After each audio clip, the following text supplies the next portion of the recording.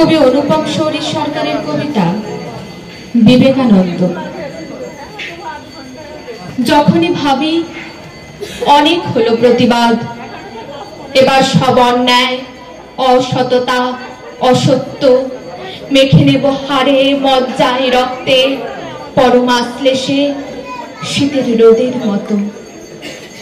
যখনই ভাবি বাঁচার তাগিদে মেরুদণ্ডকে দিতেই হবে নতজানু হবার শিক্ষা, প্রতিবাদ ভুলে অন্ধকারকে আলো বলে স্বীকার করাটাই বুদ্ধিমানের কাজ।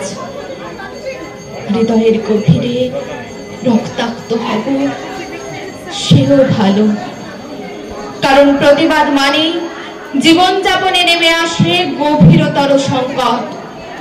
শয়তান হয়ে ওঠার নোংরা আরো বর্বর, তার মুখ হয় আরো বিভৎস, চোখ আরো ক্ষুধার্ত, ক্রোধ আরো উন্মত্ত, রক্ত আরো নারকীয়। ঠিক তখনই তুমি সামনে এসে দাঁড়াও, আর আমার শির দ্বারা আবার টান টান হয়ে দাঁড়ায়।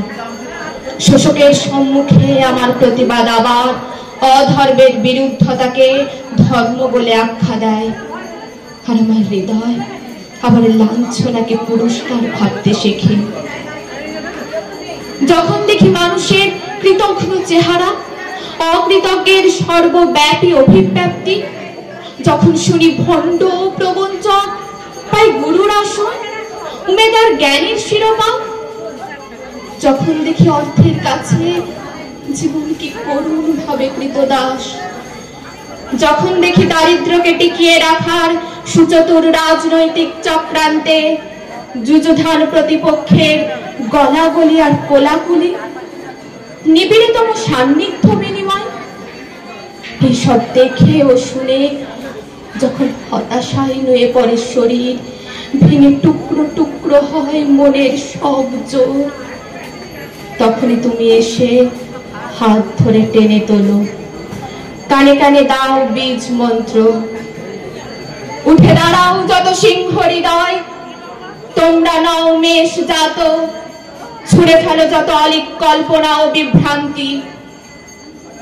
যখন দেখি মানুষের নানান রূপ, বন্ধুর বেশে শত্রু, শুভানুধ্যায়ীর বেশে শত্রু, উপকারীর বেশে শত্রু, ফুলের ভেতর সাপের মতো, কীটের মতো, বিষের মতো, যখন মানুষকে দেখে আতঙ্কে হাড় হিম হয়ে যায়, যখন মানুষকে সন্দেহ করি, অবিশ্বাসকে আসন পেতে বসাই বুকের মাঝে, যখন মানুষকে অভিশাপ দিতে চাই চরম অসহায় হয়ে, ঠিক তখনই তুমি সামনে এসে দাঁড়াও, আর আমি আবার মানুষের চোখে আলো খুঁজে পাই, আবার আমি মানুষকে বিশ্বাস করতে চাই।